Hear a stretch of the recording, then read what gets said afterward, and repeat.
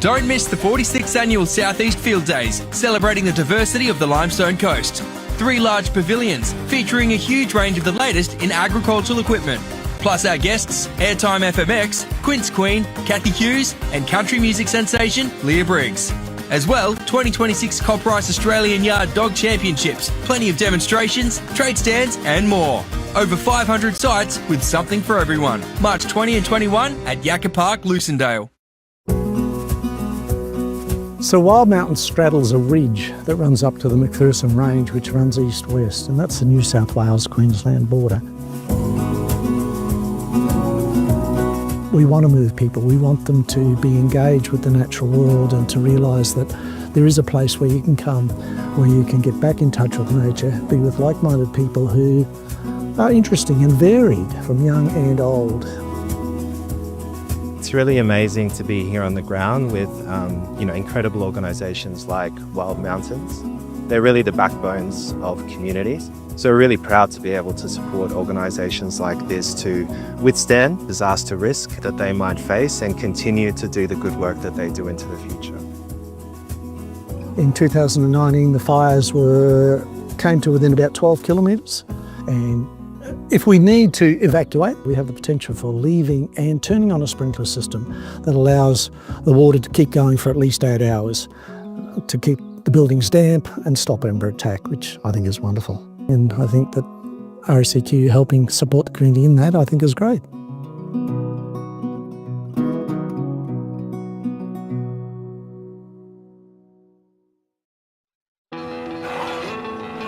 Buy Australian made, and you're backing local jobs, a stronger economy, and the way we live right here.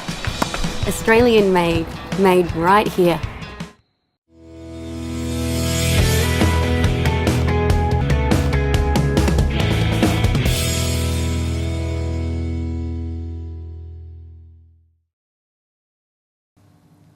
And we're not here. Why isn't that working? Oh, I know why.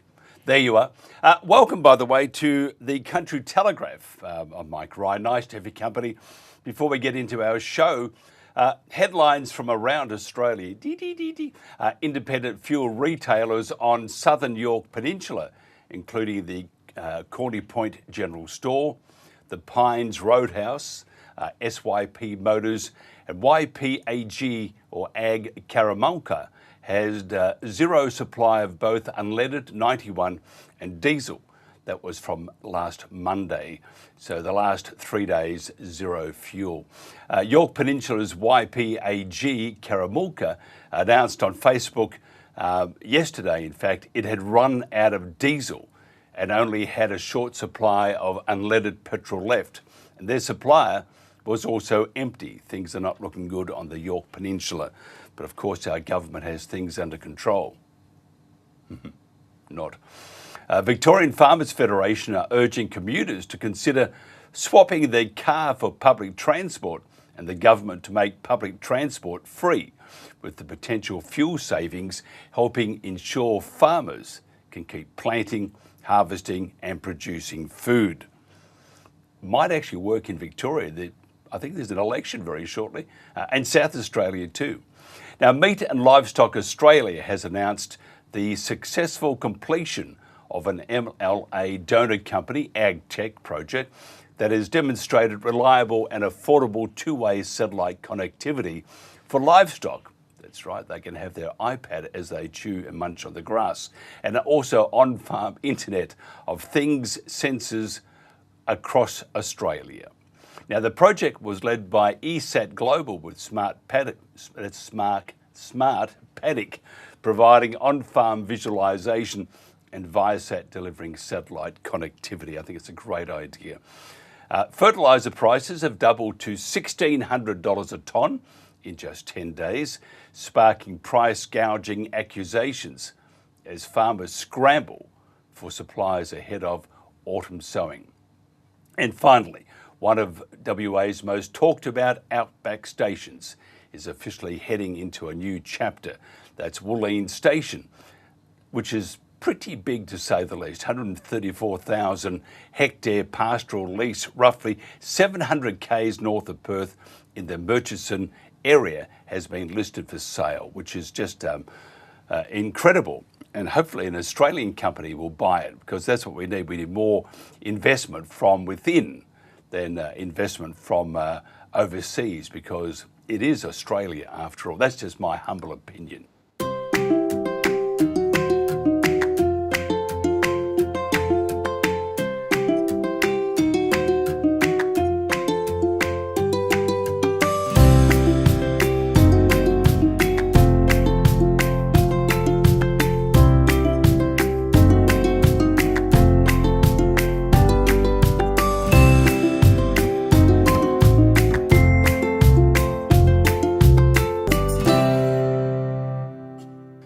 Dr. Anne Webster is the Nationals member for the Division of Mallee in Victoria. She is Shadow Minister for Regional Development, Local Government and Territories Shadow Minister for Regional Communications. Dr. Webster completed a Ph.D. at the Australian National University with a doctoral thesis on adoption. Now, before entering politics, Dr. Webster was a social worker and non-profit executive with a special focus on working with vulnerable families. Dr. Webster has drafted some very important legislation, which is called Prime Agricultural Land Protection Bill 2026. We talked to her today about this and other important issues for her electorate. Anne, thanks for joining us. You probably need to turn your microphone on. That's that button. We're getting there. Just a little button that says turn me on. I can't tell my dad on you because you're not here now. No, we're still not hearing you, Anne. What we might do is just go to a quick commercial maybe, and we can fix this up, I think, in about 3 shakes, and because we have no sound there. Cam, if you can fix it. I don't think I'd be where I would be or where I am now without having moved to Mount Isa. I guess if you don't get out of your bubble from wherever you live in, you don't know what else is going on around the rest of the world. The people, the opportunity, the places you can go see, the amount of adventuring you can do around here is just unlimited. There's community groups for just about everything. We've got most sports covered. It's like-minded people, all encouraging. Mount Isa is all about community. It's all about building those strong connections within each other. We went out the other weekend, we got 15, 20 people to come out for a big four-wheel drive. Everyone loved it.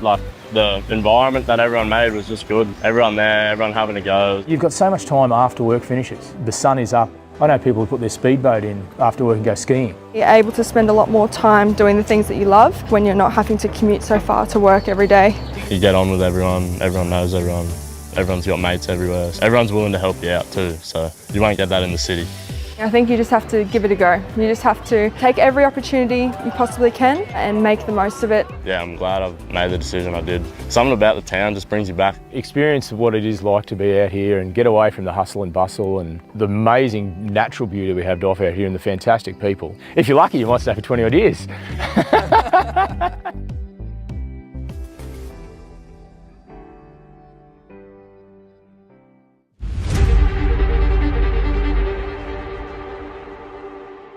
It's my great pleasure to announce that registrations are now open for the 2026 Mackay North Queensland Games. The largest sporting festival in regional Australia, and that's what we're about to have in Mackay. It has the ability to bring people together of all backgrounds, all ages, and all abilities. So there's no other tool in our toolbox that can actually do that for a regional community. It gives everybody an opportunity to be on a stage, to fight, to be determined, to compete in a way which means they can stay local. I'm Liam Paro, the former IBF Super Lightweight World Champion, and I'm super excited to announce that I'm an ambassador for the 2026 NQ Games. Being a proud North Queenslander myself, and coming through the North Queensland Games, I can't wait to see the next superstars come through the ranks. I'm very excited for the North Queensland Games coming up. I'm very excited for the North Queensland Games. It's an opportunity to show everything that I've learnt throughout my journey. I'm really excited for it to be coming to Mackay. I think it's a great opportunity. I think it'll be a good influx of people to come and see what Mackay has to offer. I'd like to officially declare registrations open for the 42nd North Queensland Games for the largest multi-sport festival in regional Australia. We'll see you in May. Thank you very much. North Queensland Games, register now!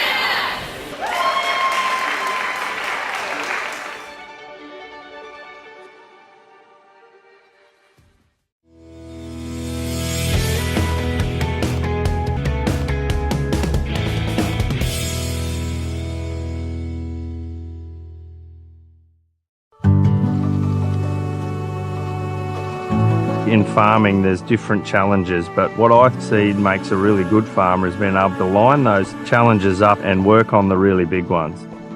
Through the help we got, the irrigation project was the big one, the one we wanted to invest in to make our life a lot easier and give us a more resilient farm into the future. My name's Paul Roderick and we're at Tredegar Park, our dairy at Harrisville in southeast Queensland, where we milk 400 cows and provide 3 million litres of milk. I really enjoy the legacy that we have. I'm 5th generation, so we've been here for over 150 years, and I've got 2 boys that might want to farm one day, and being able to continue to do that in the future, I guess, is one of the things that drives me as much as anything. I think our biggest challenge that we face here on farm is definitely the weather. Usually when it's dry, it coincides with higher cost of feed because it's harder to get. You try to grow more of your own, but if you've got to go to the market and buy it, you'll end up paying more. So every bit that we can grow, we don't have to buy, and there's a huge margin in that. We heard about the Farm Business Resilience Program from our local DPI Extension Officer. And it was something that we'd been very interested in because we were looking at some projects. We'd done a business plan previously, and so we had an idea where the business was going and what some of the priorities were. So we ran through the resilience framework. It really highlighted that cost of production around feed costs. And so then we looked at some of the limiting factors, and for us that limiting factor was around irrigation, and that we had a really inefficient irrigation system over at our other farm where we're growing a lot of feed.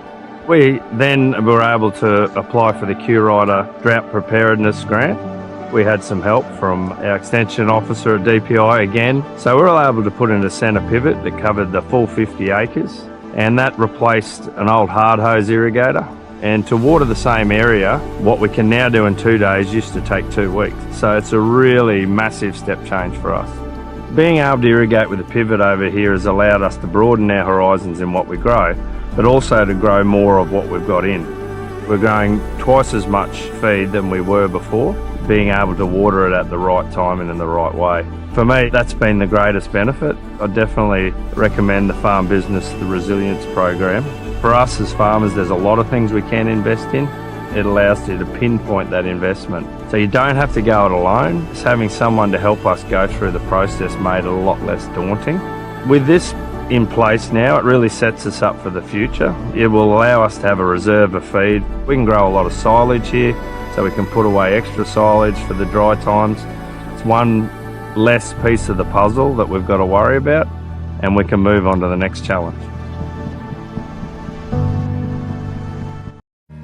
Did you know they plan to build over 3,000 wind turbines on Queensland's Great Dividing Range? Over 3,700 kilometres of new haulage roads will carve through old growth forest. Destroying forests for industrial renewables makes no sense. It doesn't have to be this way.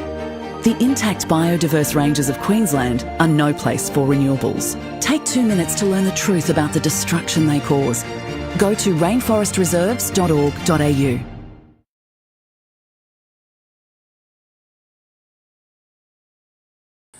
And we're back. Some connectivity issues up in Mildura, so we're going to just come back to Anne Webster very shortly.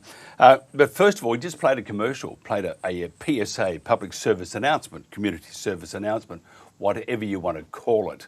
And I'm very, very upset at what the federal government is doing to our landscape, our country, raising the top of the Great Dividing Range, throwing up thousands upon thousands upon thousands of wind turbines, wildlife being killed and discarded, cruel ways of discarding that wildlife. And yet the hypocrites, and I am very upset, so I shouldn't go down this path, but I will.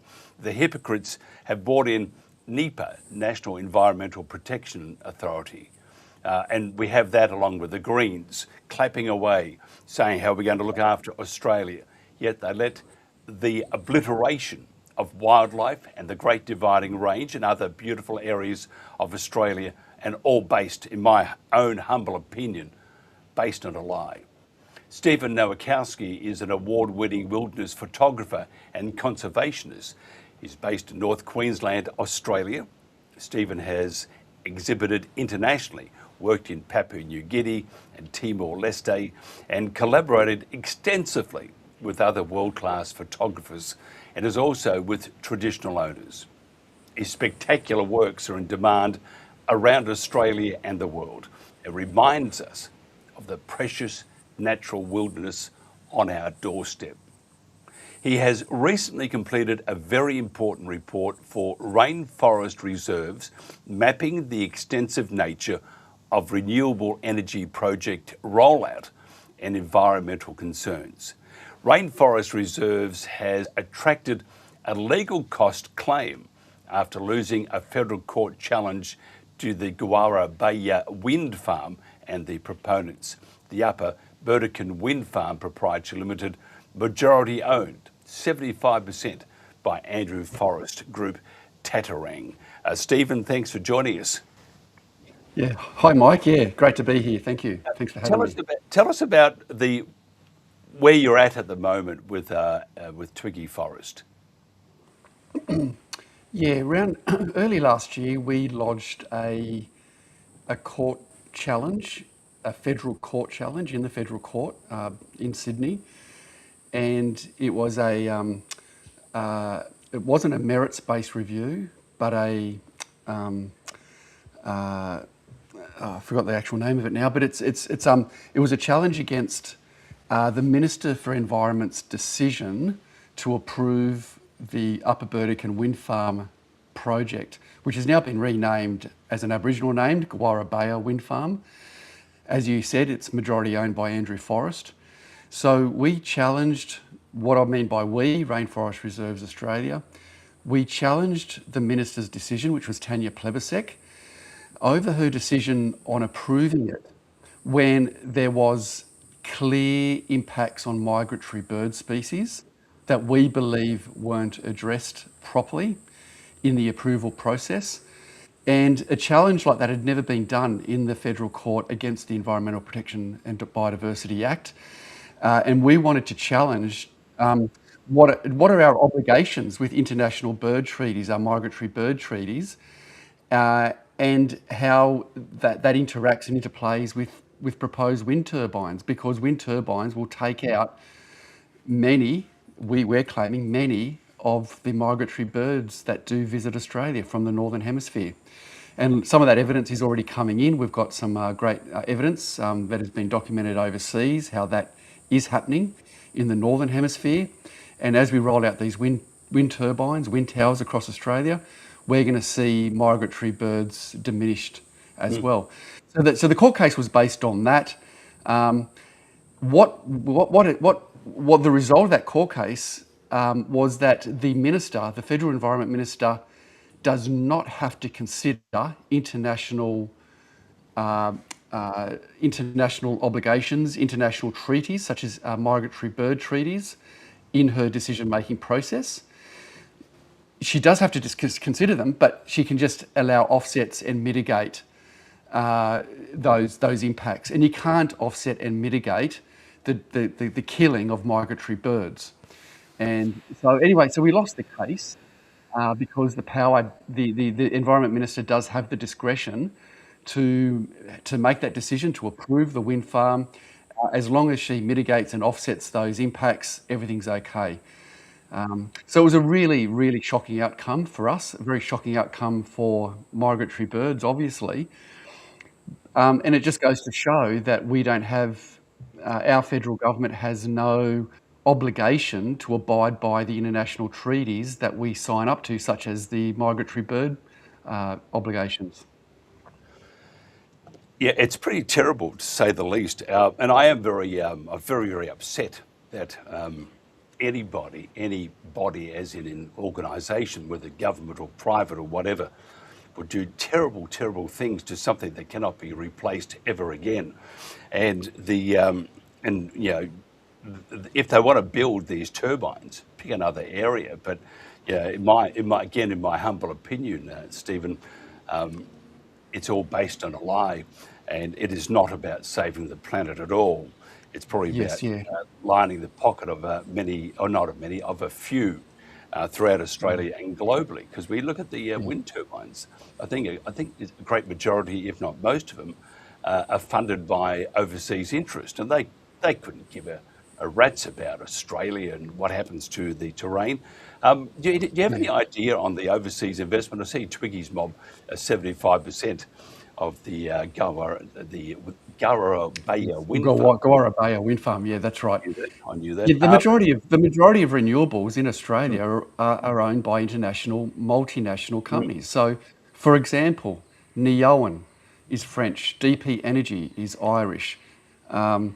You've got Copenhagen Infrastructure Partners, which is a Scandinavian fund manager. Arc Energy, which is Korea Zinc. The list goes on and on and on. The only Australian-based companies that I know, which is Squadron Energy and WindLab, and both are owned by Andrew Forrest. So it's really being driven by international investment, and what they've done, they can sniff out all the subsidies that are being offered by the Australian government, because none of these projects can stand on their own 2 feet. They all need to be subsidised, and they need money thrown at them, such as the Capacity Investment Scheme. We do not even know how much money is being given away through the Capacity Investment Scheme to these multinational investors and developers, and even the opposition cannot find out that figure because it's all commercial in confidence. So we don't know if it's $1 billion a year, $5 billion a year, $10 billion a year, just going in that one subsidy scheme alone to allow these multinational companies to come in, destroy our biodiversity.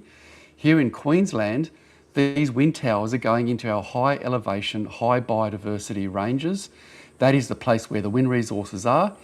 And the government is giving this industry a free kick. And even just recently, we had the nature reform laws go through. So the new version of the Environmental Protection and Biodiversity Act, that was approved, passed by the federal government. And that, as far as I'm concerned, was rushed through Parliament purely to fast-track renewables in this country. You know, I've been a conservationist for 30 years, campaigning for reforms of the EPBC Act, and couldn't get any reforms through the system at all because of its weak interpretations and so forth. But now that there's this $1 trillion industrial juggernaut wanting to move into this country and decimate our biodiversity and destroy our energy sovereignty and energy security, the nature reform laws were just fast-tracked through Parliament within a matter of weeks. In a matter of weeks, they were fast-tracked through Parliament to fast-track renewables. That's what it was all about. Yeah. It's very disturbing. What about the response from the Queensland government, for example? Are they doing anything, or is it just... Yeah, so the Queensland government have been good. Compared to the previous state Labor government, they fast-tracked these projects.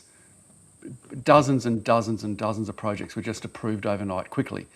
This new LNP government have been fantastic in respect to slowing the process down and actually giving local communities a genuine say on the projects in their backyards. That was never the case under the other previous state Labor government.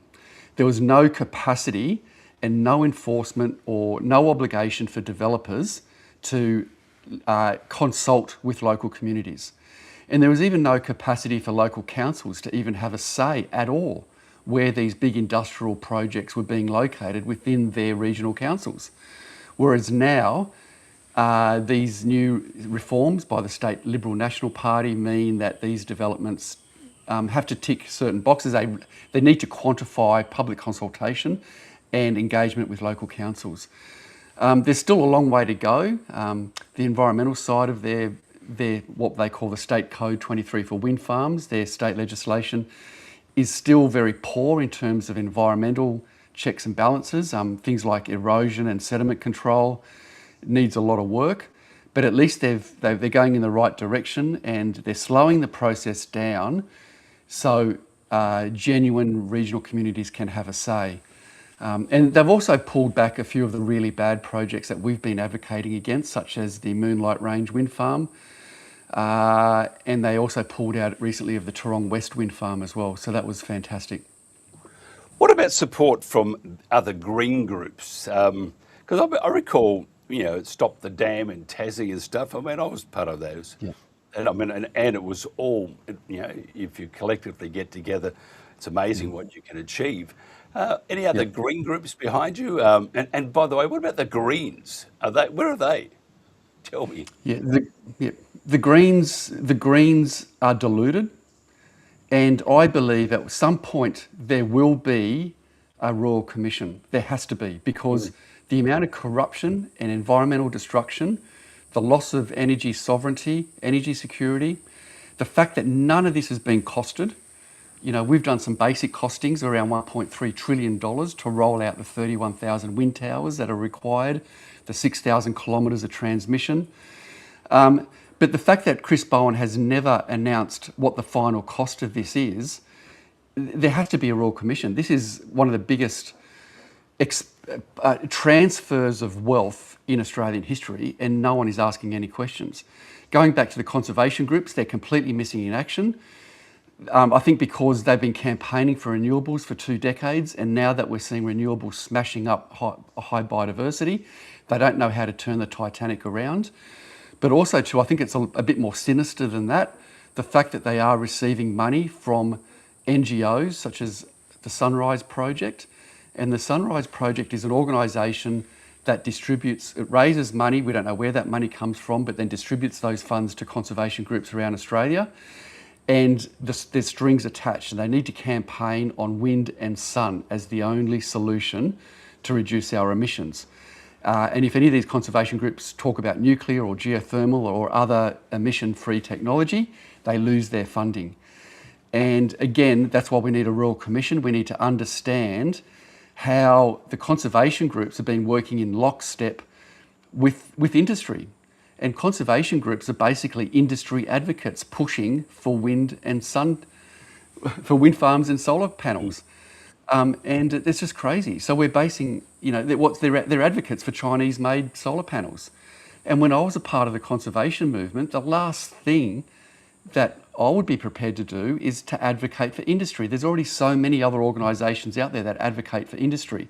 There's industry lobby groups, there's the union movement. Conservation groups should be concentrating on biodiversity, protecting forests, keeping trees in the ground. But at the moment, conservation groups are only campaigning on wind and sun and technology that's made offshore, owned by foreign multinational companies. Who funded Sunrise? Well, we don't know. Would have been because they're a charity. Well, because they're a charity.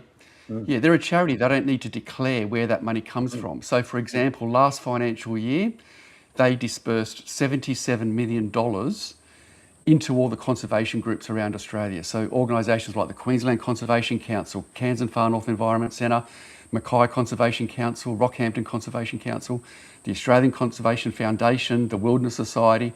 They're all receiving money from the Sunrise Project, and the strings that are attached is that they cannot campaign on any other emissions-free technology except wind and sun. And the reason why I know this is because I do know of a group that was receiving money.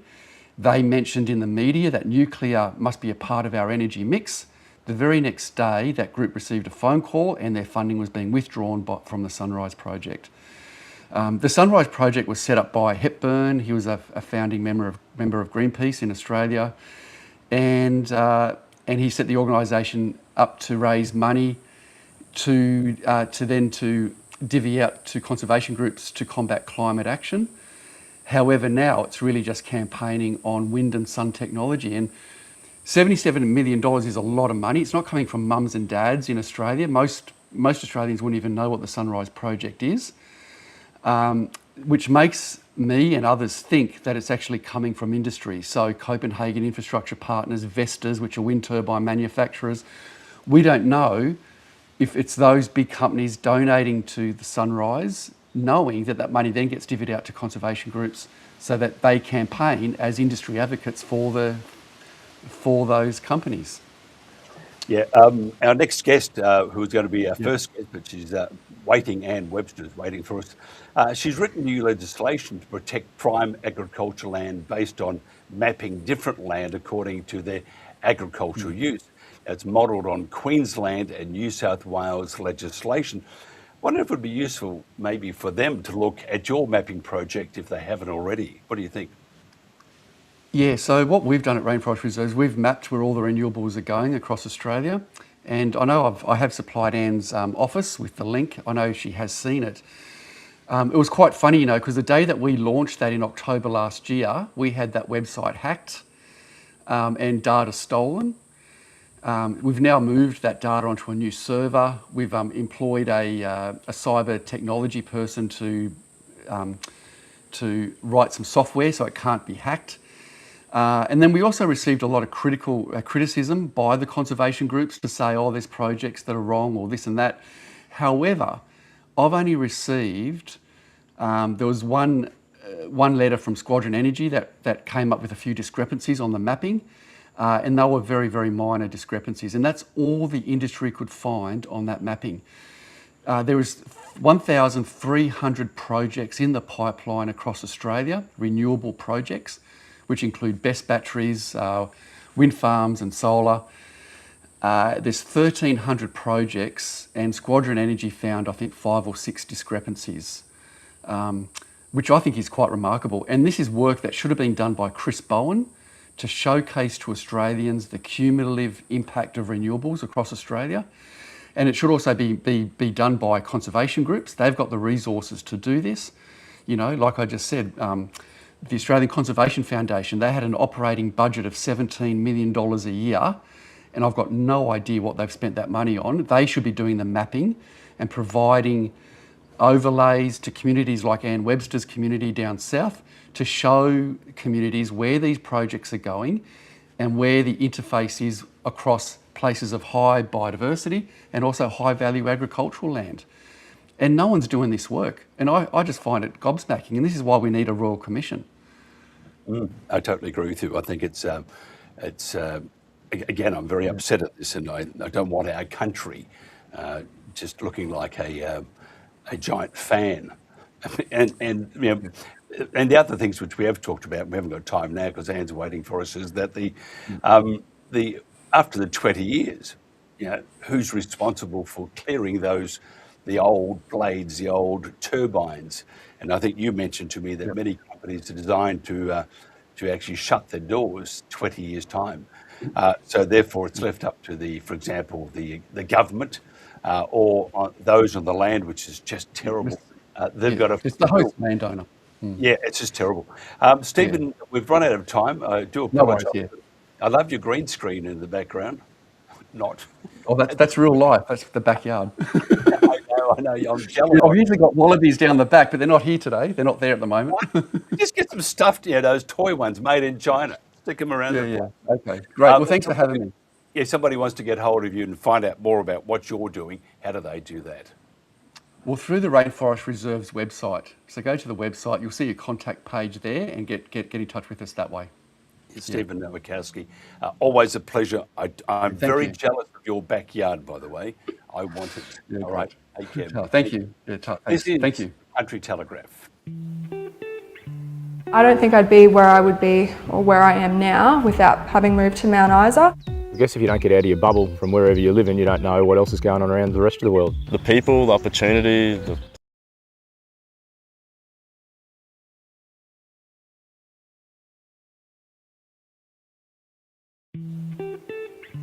I don't think I'd be where I would be or where I am now without having moved to Mount Isa. I guess if you don't get out of your bubble from wherever you live in, you don't know what else is going on around the rest of the world. The people, the opportunity, the places you can go see, the amount of adventuring you can do around here is just unlimited. There's community groups for just about everything. We've got most sports covered. It's like-minded people, all encouraging. Mount Isa is all about community. It's all about building those strong connections within each other. We went out the other weekend, we got 15, 20 people to come out for a big four-wheel drive. Everyone loved it. The environment that everyone made was just good. Everyone there, everyone having a go. You've got so much time after work finishes. The sun is up. I know people who put their speedboat in after work and go skiing. You're able to spend a lot more time doing the things that you love when you're not having to commute so far to work every day. You get on with everyone, everyone knows everyone, everyone's got mates everywhere. Everyone's willing to help you out too, so you won't get that in the city. I think you just have to give it a go. You just have to take every opportunity you possibly can and make the most of it. Yeah, I'm glad I've made the decision I did. Something about the town just brings you back. Experience of what it is like to be out here and get away from the hustle and bustle and the amazing natural beauty we have to offer out here and the fantastic people. If you're lucky, you might stay for 20 odd years.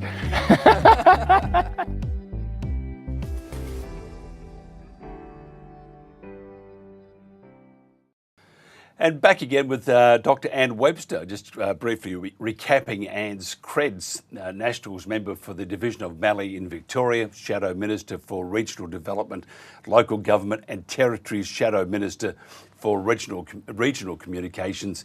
Dr. Webster completed a Ph.D. at the Australian National University with a doctoral thesis on adoption before entering politics.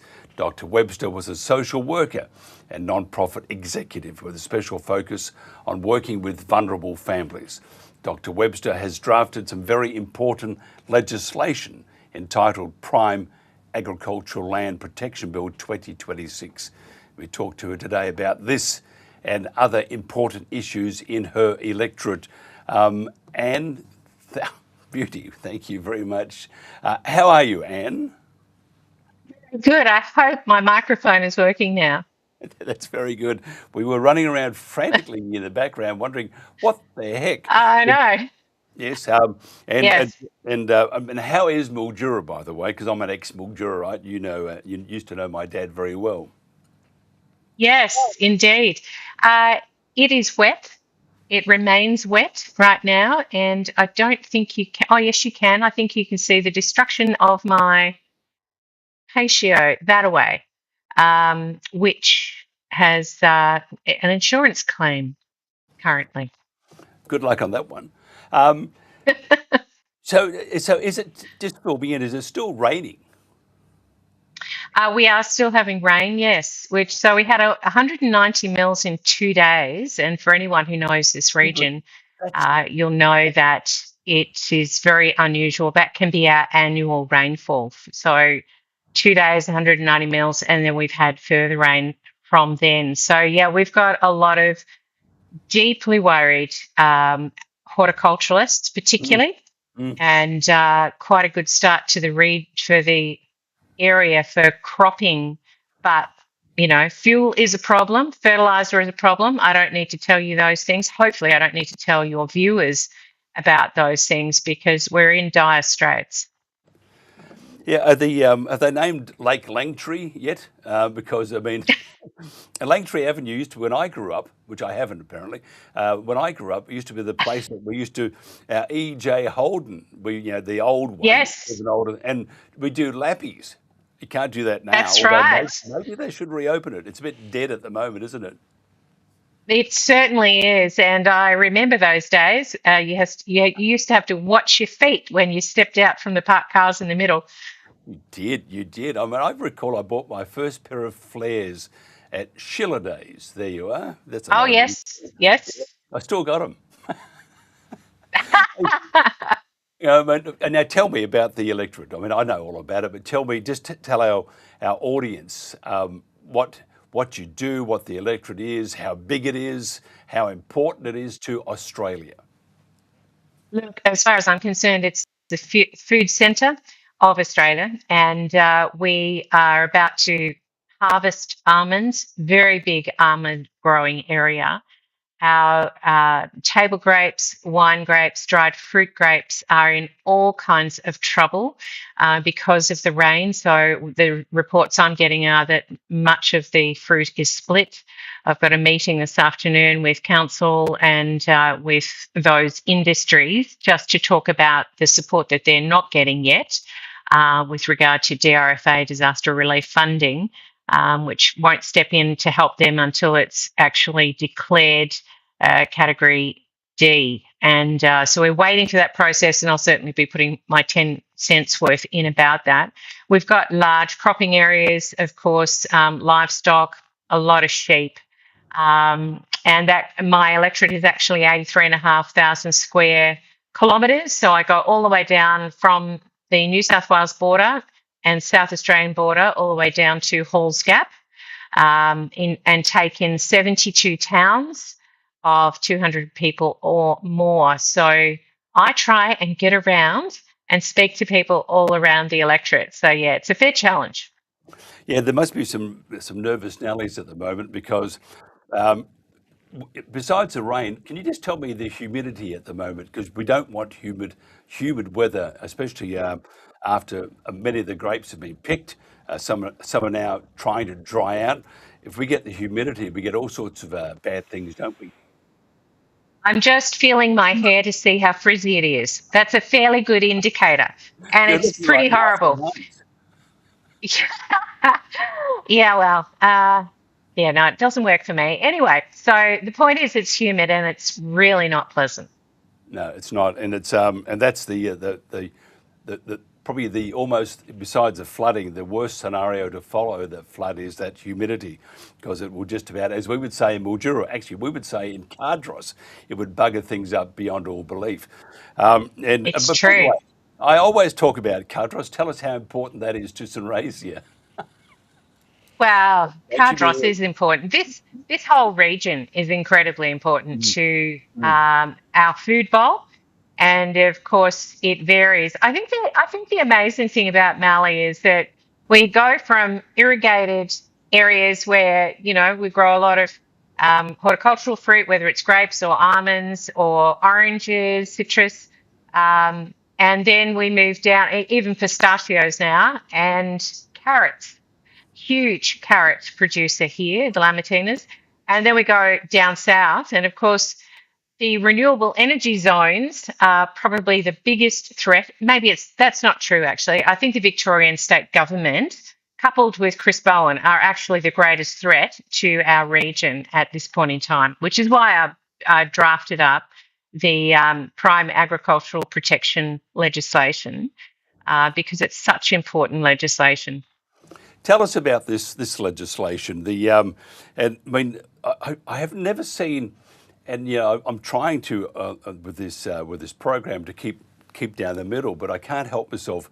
I see what the Labor Party is doing and I know you will jump in on this, but to Australia, they're doing some terrible things under the guise of saving humanity, or Australia. Chris Bowen needs to go back to kindergarten. And then we have Jacinta Allen in Victoria. And the compulsory acquisition of any That's land right. they want. It's just terrible. I mean, it's a very hard life for farmers. Your legislation or your proposed bill, tell us about that. So, as you were talking with Stephen Nowakowski, and he does great work.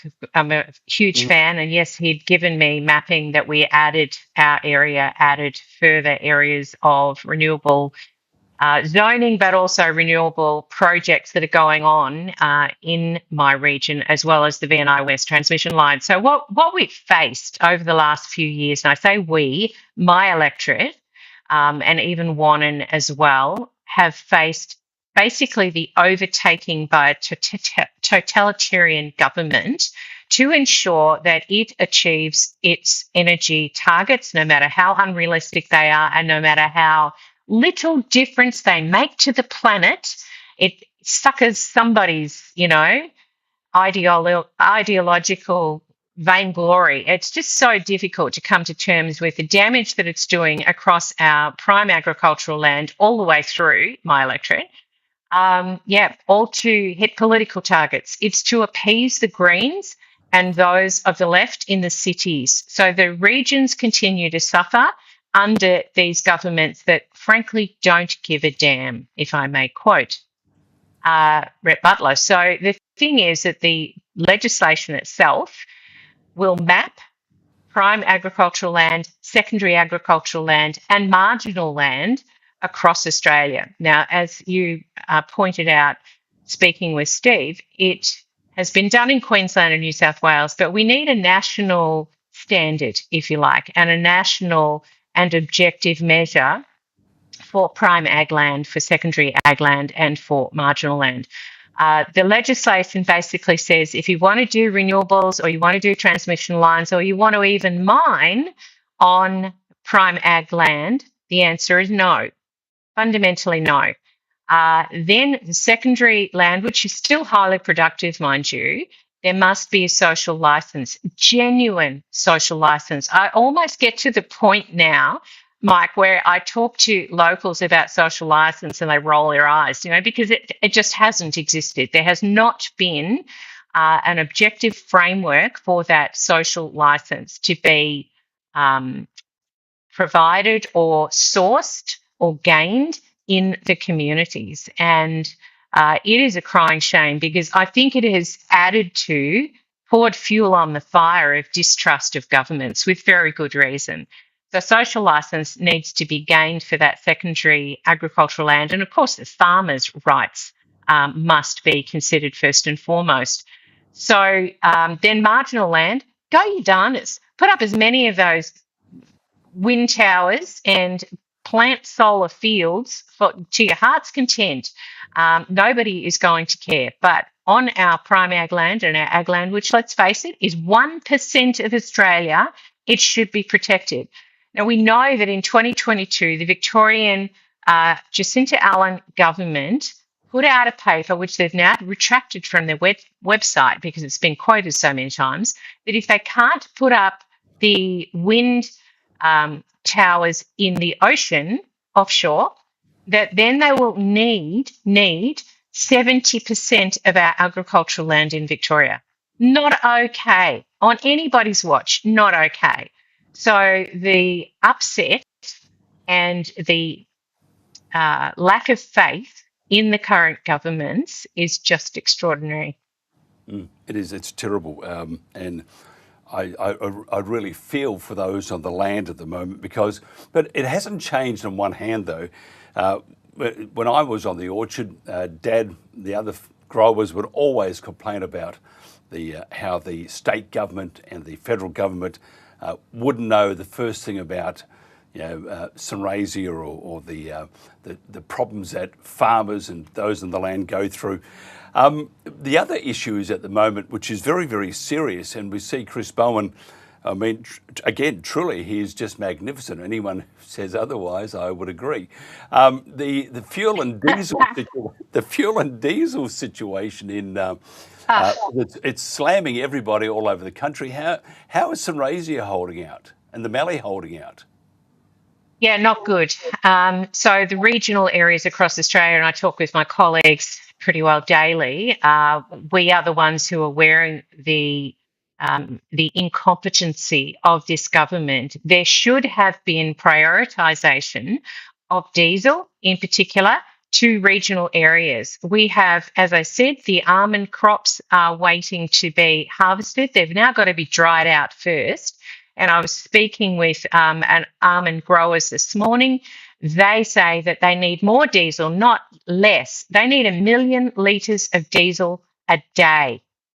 That's a problem. And the thing is that it's not being made available, regardless of what Chris Bowen says and how many people actually trust what he says. I'm not sure that many. And so in terms of, even putting out the fuel from Ampol, he thought that would solve the diesel problem. Well, no, that was actually only unleaded, mate. And all they've done is taken the sulphur levels from the new sulphur levels of 10 parts per million to 50 parts per million, which were actually normal back in December 2025. So the fact that people are panicking about that, please don't panic. It's not going to destroy your car. It's exactly what you were putting in last year.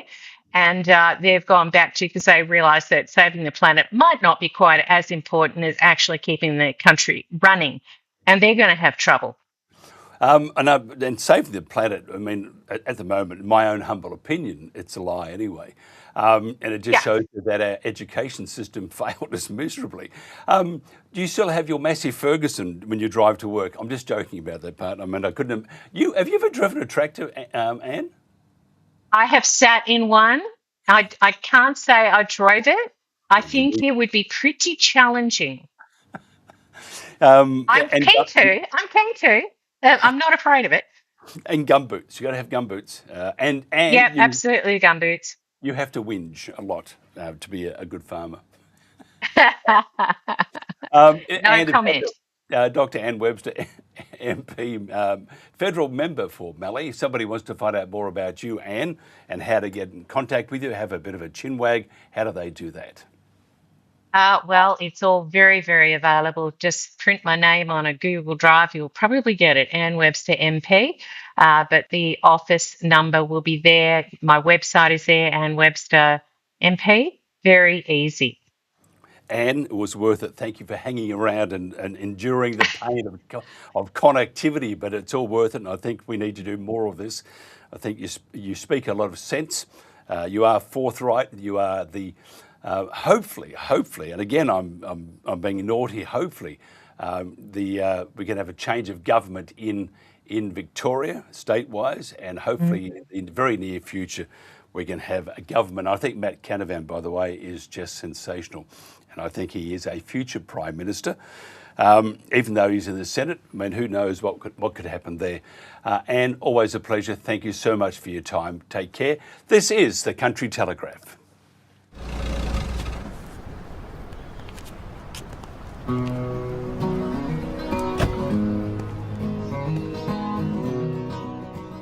G'day, Troy Casadale here. I've been travelling around this country playing music for more years than I'd like to remember. I've spent a lot of time on stage, but I reckon I've spent more time on the roads getting to gigs. And honestly, I've seen worse behaviour on the roads than I've seen at any concert of mine, and often from people who have years of experience behind the wheel. It's probably been a while since a lot of us have really thought about our driving, so take a sec and think about what you can do to help keep yourself and others safe on the roads. Us mob are almost 3 times more likely to die in a road crash than the rest of the population. So let's change that. Drive safely. Don't get distracted by the phone or others in the car, or get hot-headed or any of that stuff. You wouldn't do inconsiderate things outside a car, so why do them in one? Don't let a car change who you are. Safer driving starts with you.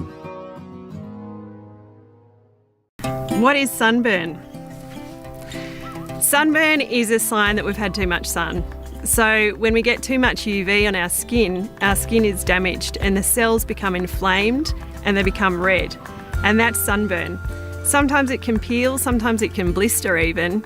And it's a sign that our skin cells are damaged. And that damage in time can cause skin cancer.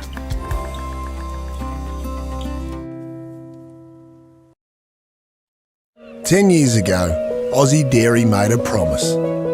A promise to protect our environment. A promise to provide the best care for our animals. A promise to build a healthier Australia. Since then, we've become global leaders in sustainable dairy production. But we won't stop there. We're taking action every day by putting initiatives in place across our entire dairy industry, because we promise to protect what matters most."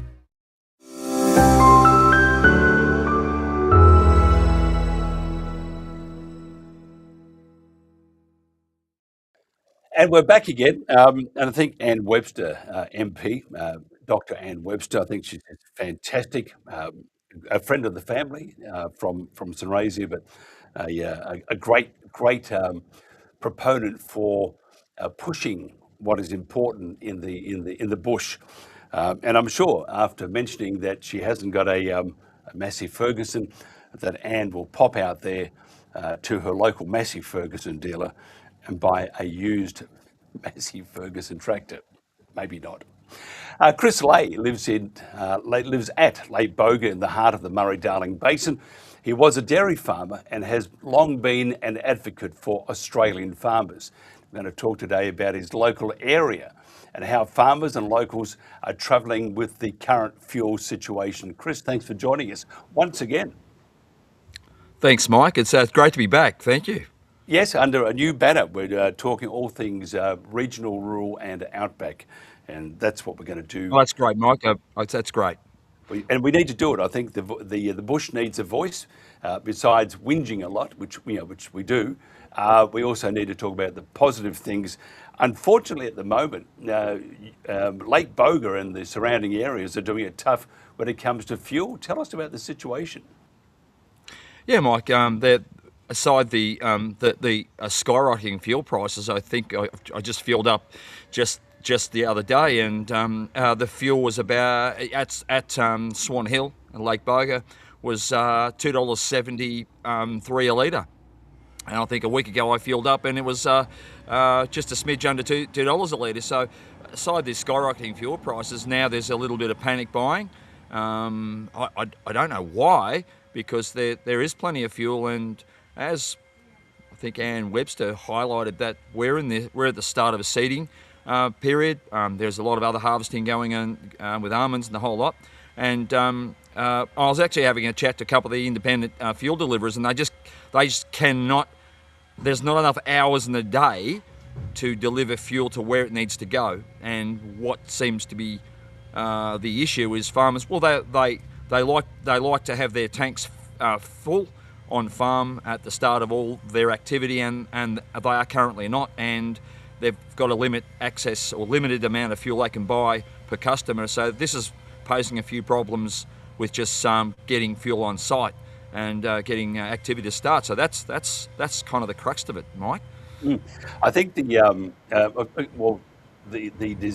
would be a unmitigated disaster if the diesel stopped, because it's really, actually every day is a really important part of being on the land, but particularly industries around the country, it would be a disaster of all proportions. What do you think needs to be done?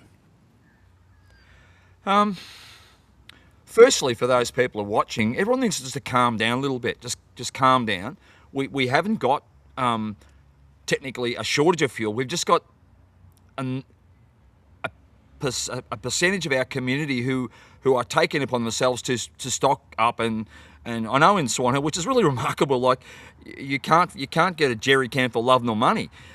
So what we have is an unusually high amount of people who are just going and storing fuel, diesel and petrol, and I guess in the hope to beat the price rises, because I don't know where this is going to stop.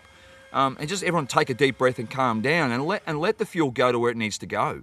So what we don't want is situations like just across the river in Barham in New South Wales, not far from where I live, and my family from that area, and that town has been out of fuel for a week, because farmers are coming in, getting their 5,000 or 2,000 litres of fuel in their fuel cuts and going back farm, and then the truck's already come and it won't be back till next week, and that's what's happening. So if everyone just sort of calms down a little bit, and I'm not certain if we can rely on to listen to the government on what they're promising. I think what they're saying and what is actually happening are two very different scenarios. So I would just appeal to people just everyone relax a little bit and just think about what they need and what they don't need, and let that be a good position to be at, rather than sort of have a toilet paper situation for COVID kind of thing. So as remarkable as that was, and we seem to have a similar thing with jerry cans and diesel. The Victorian Farmers Federation have suggested that perhaps government makes it free to use public transport, and therefore limiting the use of your cars and stuff like that. That's not a bad idea, is it? Because then it takes the pressure off also. And you are right, at the moment we have enough fuel. Whether we'll have enough if the war continues, and looking at what's happening at the moment, many countries are not siding with the US in the war against Iran along with Israel. So if it keeps going, we are at a spot of bother. I think the VFF's idea of government providing free travel will help. Besides fuel, which is a pretty serious thing, tell us about another situation. Apparently, another issue is water. And I'm now, the background of me at the moment, I have a bridge that you might know, it's the Swan Hill Bridge, and that pick has a full river. How can there be an issue with water?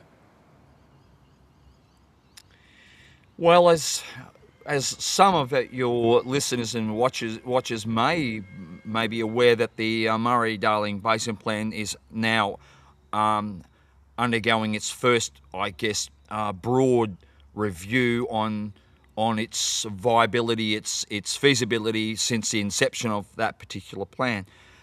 So people need to understand the water needs to be shared equally between the three states, and the management of that water between users like the environment, which is now a significant user of the water, the horticulturalists, agriculturalists, irrigators, and industry even, we all have to sort of share that. Yes, so the river at Swan Hill, I wouldn't say it's high.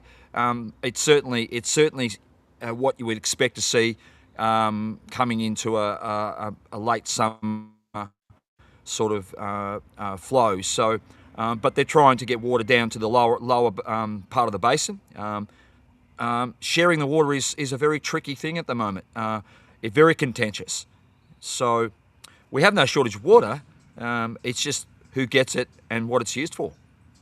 Yeah, we need to, again, we have, and that's always been an issue, the water allocation, who gets what, and it really hasn't changed. What do farmers want? What's their main beef at the moment? Well, what farmers want, and I wouldn't say it's a beef, it's just a constant awareness that we just need security in water allocations. So if we sort of look back over the whole scenario, what has happened since the water markets were deregulated and becoming deregulated, particularly in Victoria, is that we're finding, okay, well, if we get users like irrigators and also trading groups, water traders, then we're going to find that there's a shortfall. And that might seem a logical thing to do, is to account for every single drop of water, either in savings and efficiencies or in what you do with your water, whether it's growing pasture for dairy farming, whether it's growing rice in the riverina, or whether it's growing fodder for cattle and those sorts of things, or blowing everyone's mind is agroforestry at the moment. So what we need to be looking at is the security of that water, what we need to be putting water towards.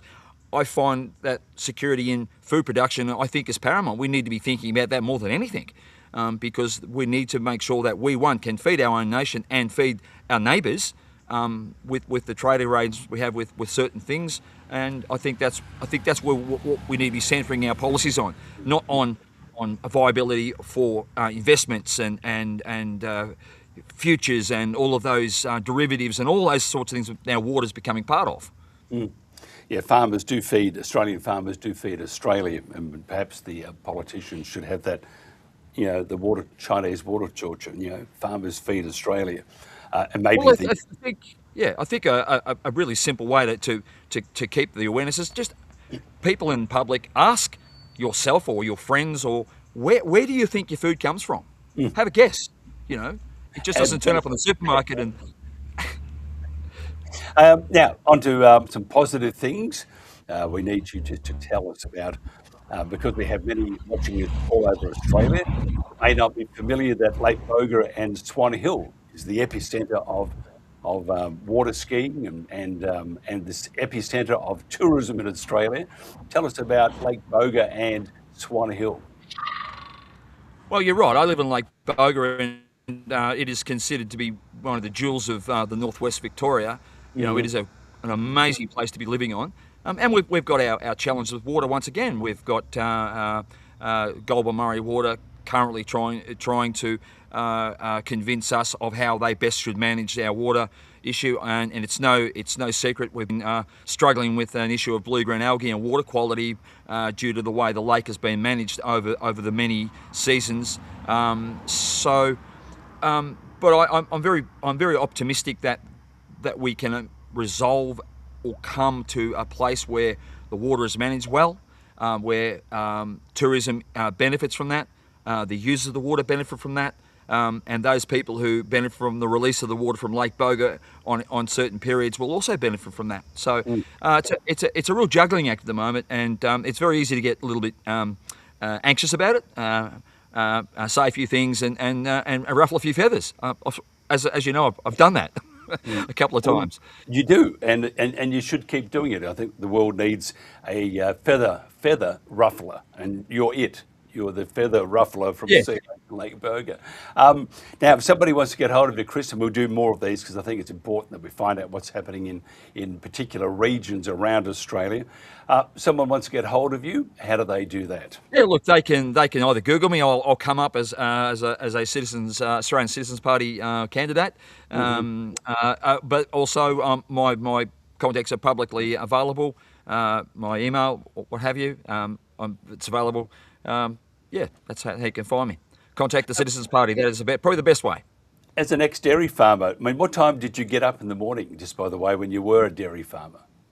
Well, it varied. What with the old school dairying that we had, it was very early. It was about 5 in the morning. But when we built a new plant and modernised the farm, we got up at a sensible time.